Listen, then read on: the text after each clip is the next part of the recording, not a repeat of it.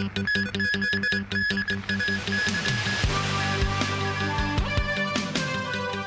government revokes the Silver Bauhinia Star from former Logistics Department Chief Carlson Chan over bottled water scandal. The government invites expressions of interest for post-secondary student hostel development at 3 sites. And the mandatory reporting of child abuse ordinance came into effect today.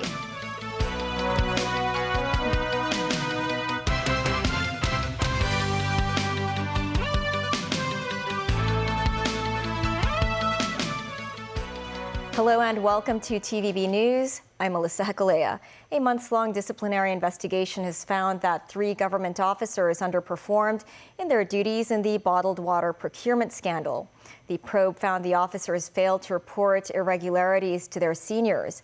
Yet the investigation team did not find any act of negligence on the part of former Director of Logistics Carlson Chan Ka-sun, but pointed out that Chan should have done better. The government has decided to withdraw the awarding of the Silver Bauhinia Star to Chan. Samantha Lee reports.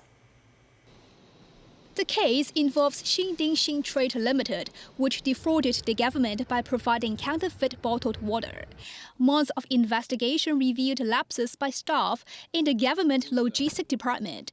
Led by the Permanent Secretary for Labor and Welfare, Alice Lau, the probe team reviewed more than 20 officers from the Financial Services and the Treasury Bureau, the Logistics Department, and the Food and Environmental Hygiene Department.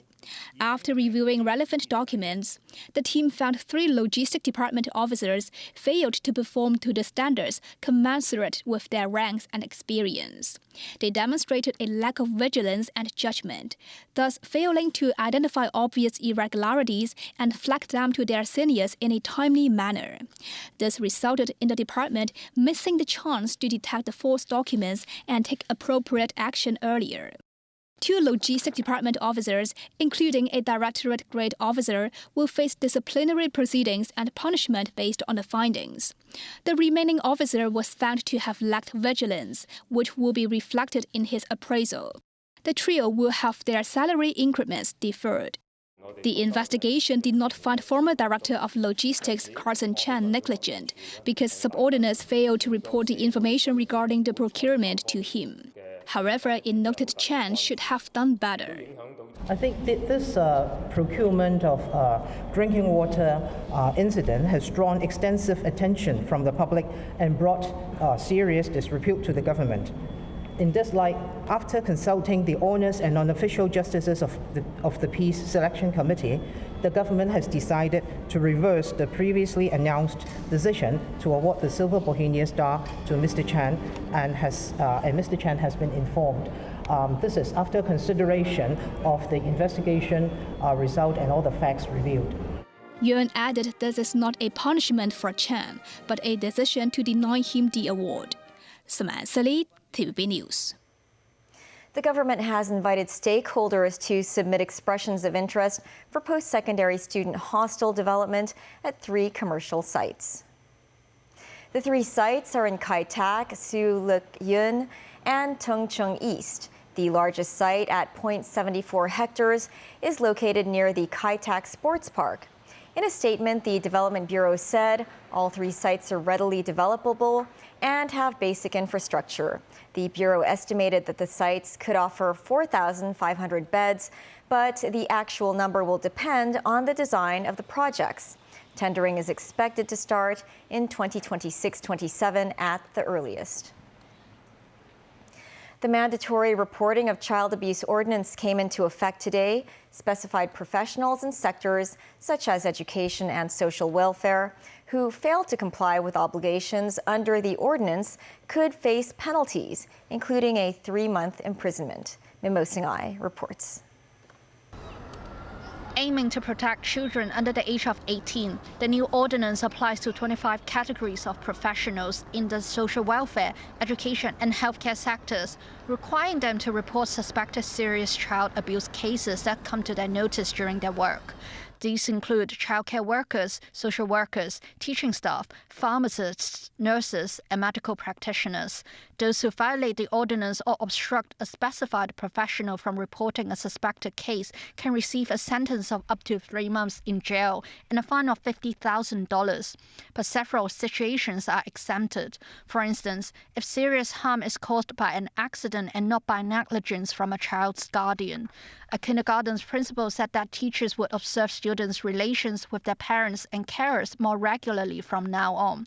The headmaster said children's mental status could be another sign for teachers to determine if students might have been abused.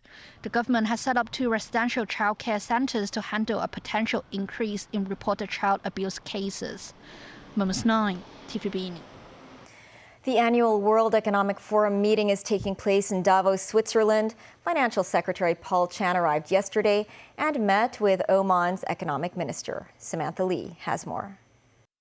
Financial Secretary Paul Chan arrived in Davos and met with the Minister of the Economy of the Sultanate of Oman, Dr. Saeed Mohammed Al Sakri. During the meeting, the two sides discussed ways to deepen cooperations in areas such as finance, trade, green transformation, and industrial development.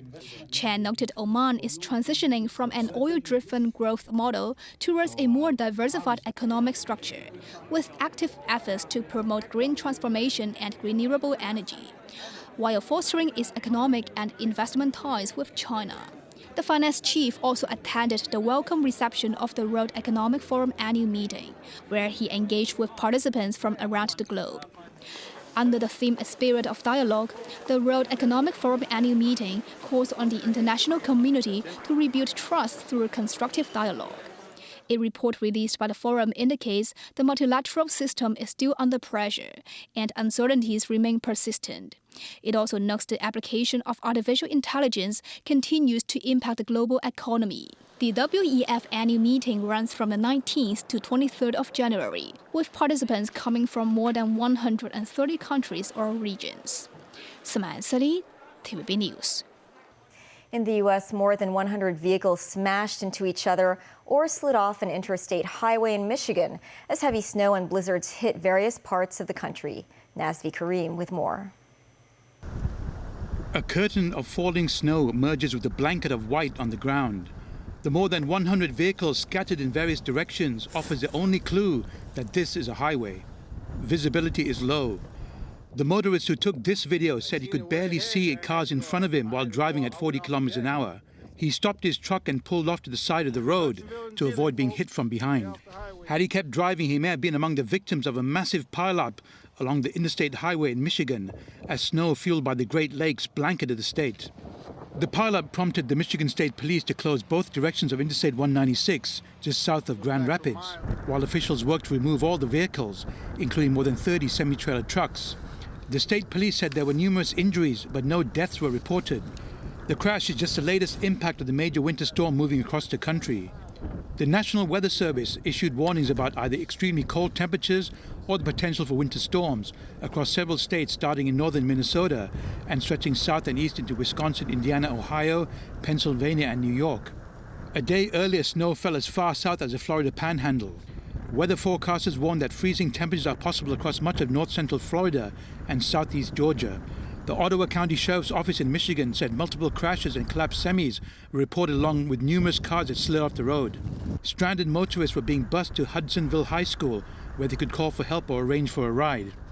Officials expect the road to be closed for several hours. One of the companies helping to remove the stranded cars, Grand Valley Towing, sent more than a dozen of its trucks to the scene of the chain reaction crash. Several towing companies responded in the brutally cold weather. In Buffalo, road conditions are also hazardous with visibility low. Nazvi Karim, TVB News. The British government has approved China's plan to construct a mega embassy in London amid national security concerns. Downing Street had previously blocked the plan 3 times. The embassy, which is set to be Europe's largest, will be built on the site of the former Royal Mint Court near the Tower of London. Some British politicians opposed the plan, worrying the site may allow Beijing to eavesdrop. Still ahead, Donald Trump links his aggressive stance on Greenland to the decision not to award him the Nobel Peace Prize. Valentino, the legendary Italian designer, dies at the age of 93.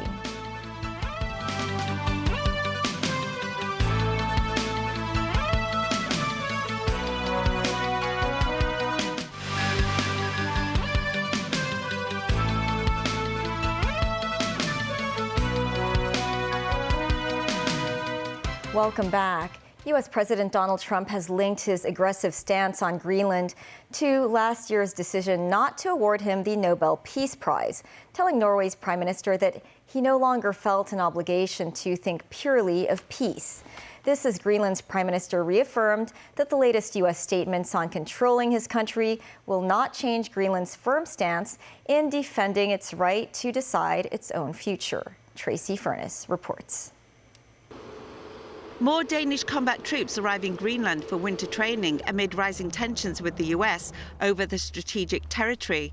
Danish soldiers landing Monday evening at Kangerlussuaq airport as part of what the Danish government says is an expanding activity in Greenland carried out in close cooperation with NATO allies.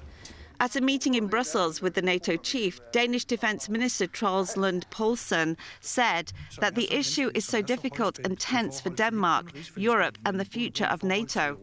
Greenland's Minister of Foreign Affairs, Vivian Moltzfeldt, also at the meeting said, Troels and I achieved some important things with regard to security in the Arctic. It is important to know how to work with security in the Arctic. That is why we are now carrying out various exercises.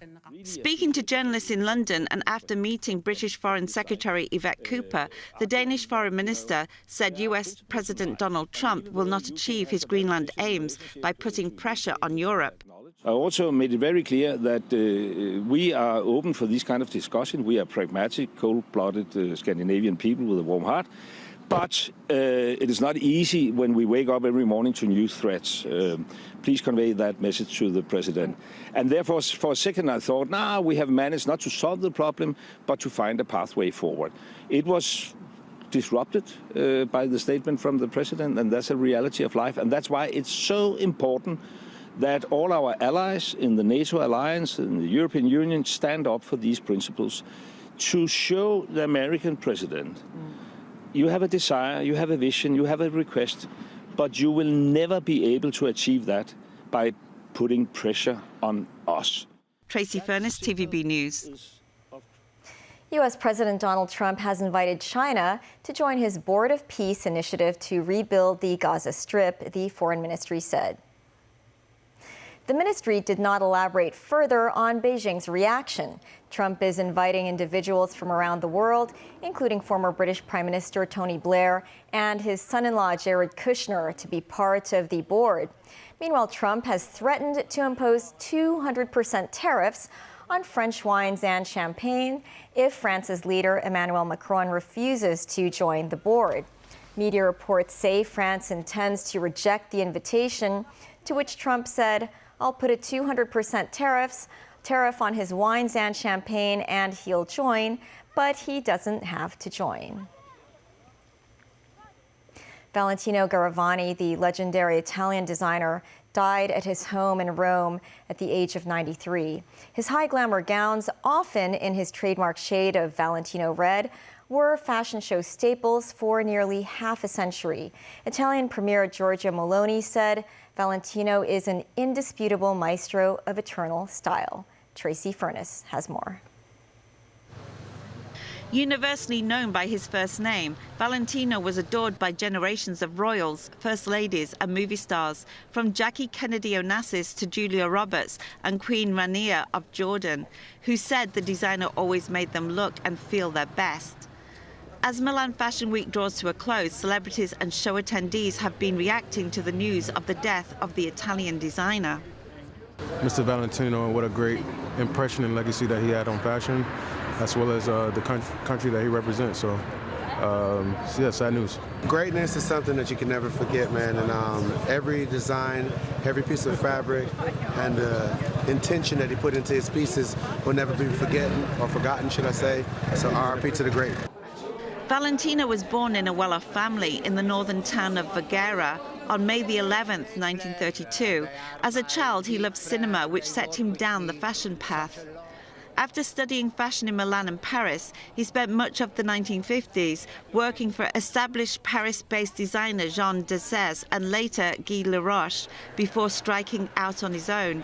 He founded the House of Valentino on Rome's Via Condotti in 1959. Though Italian-born and despite maintaining his atelier in Rome, he mostly unveiled his collections in Paris. I still really motivated because I love my job very, very much. And is a sort of work that if you are not extremely involved, if you don't do this with great guts and great capacity, but not just capacity of talent, but also you have to be concerned that world change, and you have to be around and see what's going on. Alessandro Michel, the current creative director of the Valentino fashion house, wrote on Instagram that he continues to feel Valentino's gaze as he works on the next collection, which will be presented March 12th in Rome, departing from the usual venue of Paris. Condolences came in from the family of the late designer Giorgio Armani and Donatella Versace, who posted 2 photos of Valentino saying he will forever be remembered for his art. Italian Premier Giorgia Meloni remembered Valentino as an indisputable maestro of eternal style and elegance of Italian high fashion. Public viewing will be held on Wednesday and Thursday, and a funeral on Friday will take place at the Basilica of St. Mary of the Angels and Martyrs in central Rome. Tracy Furness, TVB News.